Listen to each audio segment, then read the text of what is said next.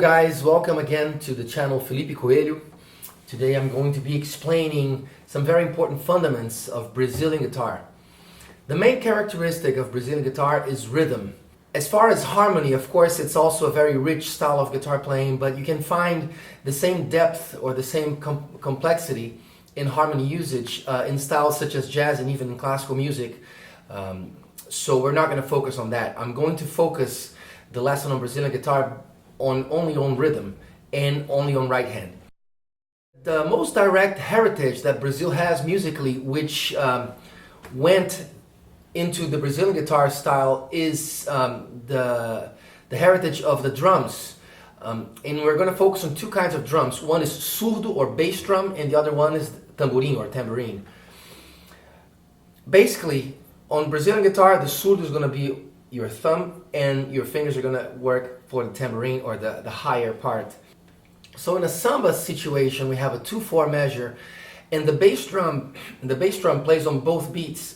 But the first beat is a staccato or a short sound, and the second beat is a long full sound, which basically fills all the time of the note. So basically, you have this 1 2 1 2, boom, boom. And in order to have the second beat fuller, deeper, lower, we are going to alternate to the fifth below. So we're going to play a short D on beat 1 and a long A on beat 2. So you're going to have this. And it's also very common for you to have a ghost note on the 4th 16th of the first beat. So you have 1 2 3 boom. Ba-boom, ba-boom, ba. So you do this 1 E and the 2, 1 E and the 2, 1 2 3 4 1 2 3 4. So that's a direct imitation of the drum. You're basically using the sound, the guitar to emulate, or the lower strings to emulate that drum sound. You can even deepen this effect if you want to. You can use another 16th note on the 4th 16th of the second beat. So you have this 1 2 3 2. For lower tempos, not fast tempos, this is a very good thing to do because it just makes it swing more. That's gonna be 1 2 1. You notice that before each one of them you have this 16th note. All right, to even deepen the accent, whenever you have this, the second beat, the lower note, you can actually play more than one note. Say if you're playing a D chord here, I would probably use all these 3 strings here. I'm playing 5th, tonic, and 3rd here. So you have this. Then it becomes a little less precise, technically speaking. You probably wouldn't have the situation in a classical piece. But if you're emulating the samba style, which is a popular kind of music, it's okay to play a little dirty. And especially, say for example, on this guitar here, it would sound great if I'm playing an E minor or E major chord, because then I have the 7th string on the low B, and I can definitely have that. So this sound here sounds more like a bass drum than just the note itself, I believe. And I have seen many great players use this approach, like Alessandro Penese, for example, is one of Brazilian guitar masters that from whom I've taken this idea.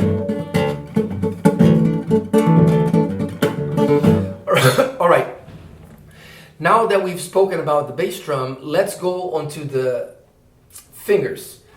The objective of the fingers is to emulate the tambourine.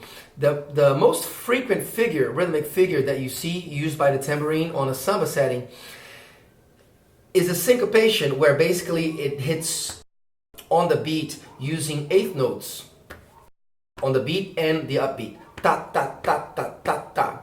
And then you're going to get that figure on the next measure, and you're going to syncopate it by displacing it just 1/16th note. So all these 8th notes are going to be displaced from the downbeat. So you're going to have this ta ta ta ta ta ta, pa pa pa pa pa pa pa pa pa pa pa pa pa pa. That's your basic figure. You can use different interpretations of that or variations of that. but it's crucial that you learn just the basic figure first and you dominate it, so that later you can set yourself free within that language, that field, that idea. So the very first secret here that I would like to share with you is you're going to separate these three fingers on one part and another part. The other part is finger 2 and 3 together. So every time these two fingers, they represent the higher part, and this finger represents the lower, or the answer, or the counter beat from the higher part. Every time the high part attacks, the lower responds. So you have this movement.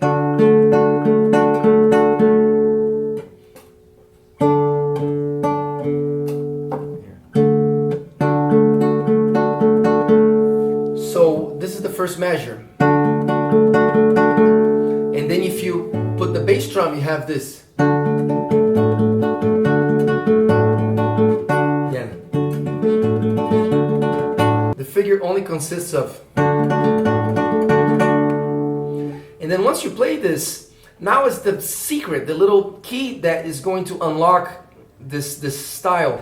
Once you do this, and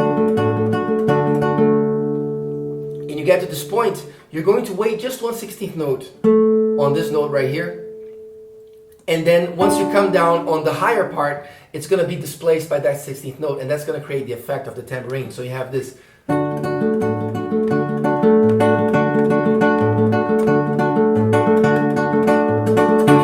This is your basic comping pattern. So you're basically playing two entire beats. 1, 2. Once you play the third beat, that's the beat where you're going to create the syncopation. 1, 2, 3. It's on the very last 16th of that third beat. 1, 2, 3. There. That's the note that's going to be tied over to the next measure, and it's gonna fill the space of the first 16th note. And then the second 16th note is going to be played by the higher part, and that's going to create the effect of the syncopation.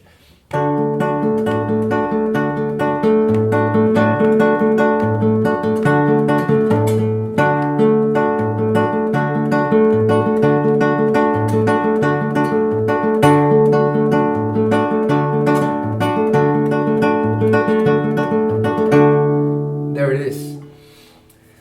Now, a couple things that I can add to this. Once you play at a faster beat, you can actually make the technique a little easier. It's going to be a little dirtier, but what matters is the groove and the strength of the rhythm, more so than how clean each note sounds. Of course, if you can play them perfectly clean, it's even better. But the technique I'm going to suggest to you right now is that you use the attacks only on 2 fingers here.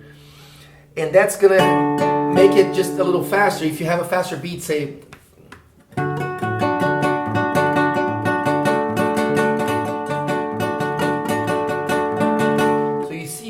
very clearly the tambourine working on downbeats, ta ta ta ta ta ta, and then syncopating, ta ta ta ta ta ta ta ta ta ta ta ta ta.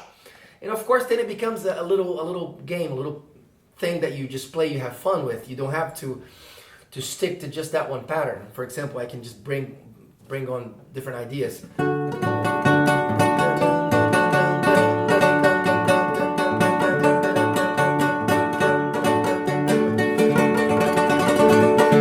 Another thing you can do, you can use a 3-finger attack, and I'm not aiming on any particular string here. The point is rhythm.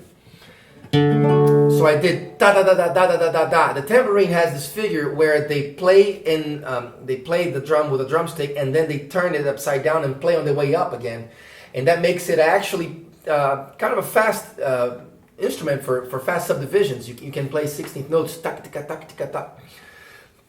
And you can emulate this here with a 3-finger technique. The only difficulty that you may have when you use 3 fingers is that the attack, you're playing 16th notes with 3 fingers. So finger 1, beat 1 is going to fall on different fingers every time. But that's just something you need to practice. Say, taka taka taka taka taka taka taka.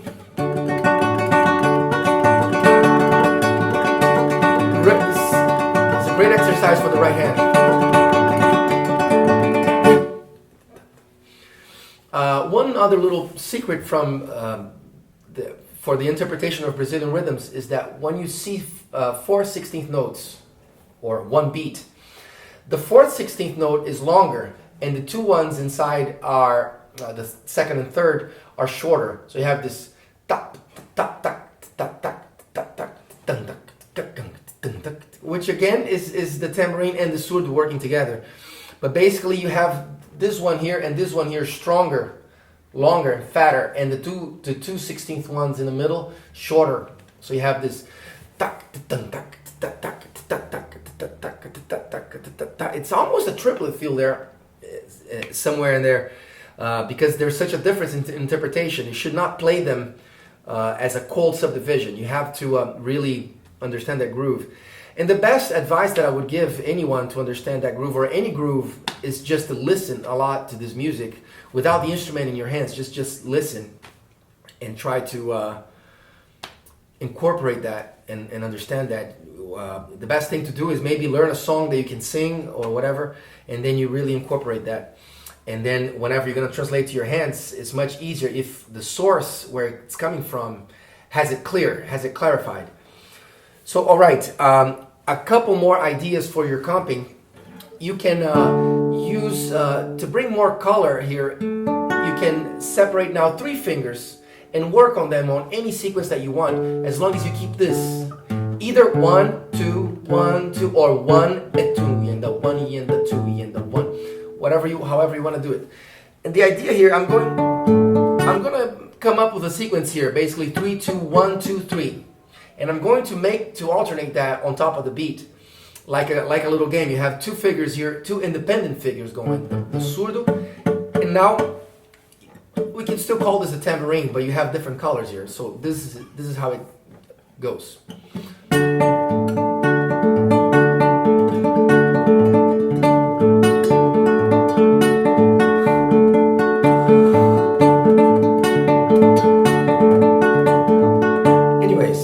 Kind of the idea. So another important point that I could bring to this idea of guitar playing, there's a kind of samba which I personally call sambão, and I relate it to the Rio, to Rio de Janeiro's approach, which I also relate to Escola de Samba, which is the great parade that happens in Brazil every February. You have a huge drum line. Basically, I see that interpretation as having a very, very important accent. This is so crucial. On the end of the measure, you hit the last 16th note. So you have this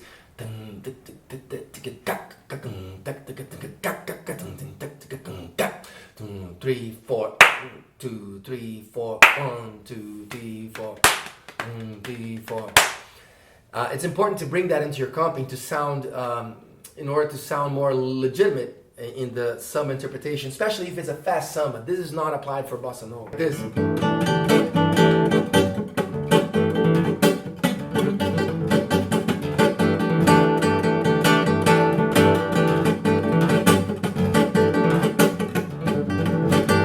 This is a thing that I do a lot. It's just that separation between these two guys. But in this case, to make the guitar sound fuller, I'm also using the pinky finger, so I have these 2 independent parts here when I use that.